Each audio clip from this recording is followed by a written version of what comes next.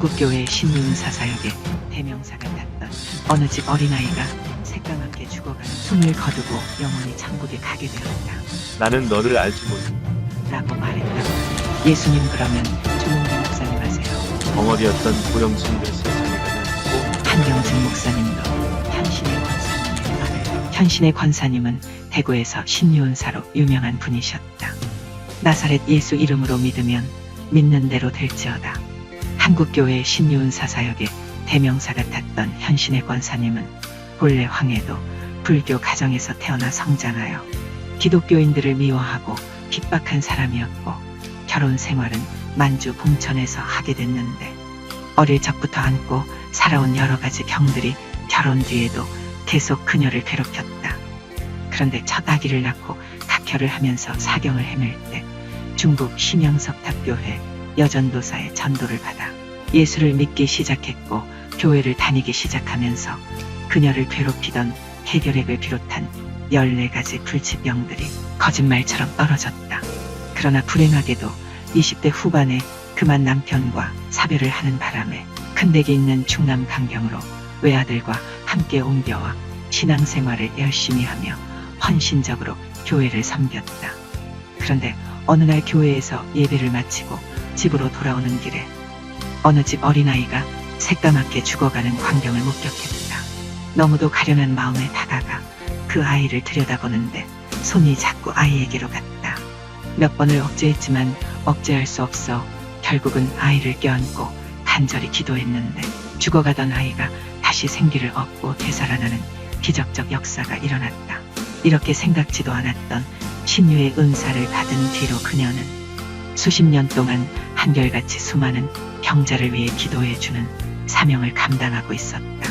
1만 명이 넘는 많은 사람들이 몰려들어 안수 기도를 받아 병고침을 받고 그 일을 통하여 예수님을 믿게 된 사람도 많았다.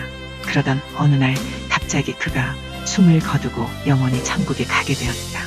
천국길을 따라 올라가다가 문 앞에 하얀 옷을 입으신 분이 계셨다고 한다. 그분이 바로 그렇게 보고 싶었던 예수님이심을 알아본 현신의 권사님은 예수님 저 왔어요. 현신의입니다. 라고 주님께 인사를 했지만 주님은 고개를 흔들며 나는 너를 알지 못한다. 라고 말했다고 합니다. 현신의 권사님은 농담인 줄 알고 예수님 저 현신이에요. 서울 서대문 근처에서 재단을 쌓고 많은 병자들을 고쳐주었던 현신이에요. 하고 큰 소리로 외쳤다. 그러나 예수님은 그 이름을 도무지 모르시겠다 말씀하시며 그 문을 통과할 수 없다고 하셨다. 현신의 권사님은 억울해하면서 저는 누구보다 하나님을 잘 섬기고 병 고치는 능력을 받아 수많은 사람들을 고쳐주면서 복음을 전했는데 왜 저를 모르신다고 말씀하십니까?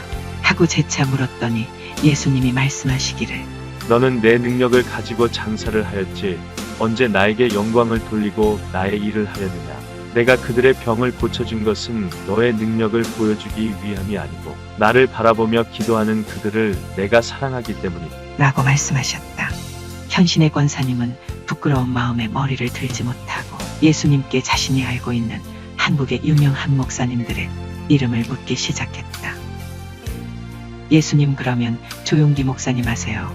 그러자 예수님은 나는 그를 알지 못한다. 라고 답변하시자 큰 충격을 받으시곤 이번에는 예수님 한경직 목사님을 아세요?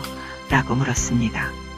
그러자 예수님은 기억을 더듬듯이 이름을 떠올리면서 조금은 알 것 같기도 하다. 라고 답변하셨다고 합니다. 그리고 나서 몇 분의 목사님의 이름을 대면서 이분들을 아십니까? 하고 물었더니 대부분 모른다고 말씀하셨다고 합니다. 마지막으로 그러면 김창희 목사님은 아십니까? 라고 묻자 예수님은 주저없이 내가 그 이름을 알고 있다. 라고 답변하셨습니다. 그리고 나서 현신의 권사님은 예수님 앞에 바짝 엎드려 한 번만 회개할 기회를 달라고 사정을 하였고 예수님은 한 번 더 기회를 주시면서 한 가지 당부를 하셨는데 온갖 핍박 속에서도 충성을 다하는 작은 여종 벙어리였던 고령순이를 세상에 가면 꼭 만나보거라. 라고 말씀하였다고 합니다. 그 후 현신의 권사님은 기적처럼 살아나셨다고 합니다. 마침 그의 시신은 칠성판 위에 뉘어놓은 채 미국에 살던 아들이 도착하기를 기다리며 입관을 미루고 있었는데 아들이 오기 전에 되살아난 것입니다. 그녀는 예수님이 평생 하나님을 섬기며 살아온 자신과 세계적인 목사가 된 조용기 목사님마저 모른다고 하시니 큰 충격을 받고 두려움에 떨었다고 합니다. 다시 기회를 얻은 현신의 권사님은 자신의 치유 능력으로 자만에 빠져있던 것을 회개하고 그동안 병고침 받은 사람들이 헌금했던 수십억을 예수님이 아신다고 하셨던 김창인 목사님이 섬기고 계신 북한 선교단체에 전액을 기부하였다고 합니다. 그리고 예수님께 그 이름을 물어보았던 목사님들을 일일이 찾아가서 자신의 체험을 나누었다고 합니다. 그 중에 조용기 목사님은 그 이야기를 듣고 크게 회개하여 개인적으로 착복하였던 헌금을 구로공단 근로자를 위한 엘림복지 타운을 건립하는 데 사용하였고 또한 한국 개신교에 큰 영향을 미친 한경직 목사님도 현신의 권사님의 말을 듣고 회개하였다고 합니다.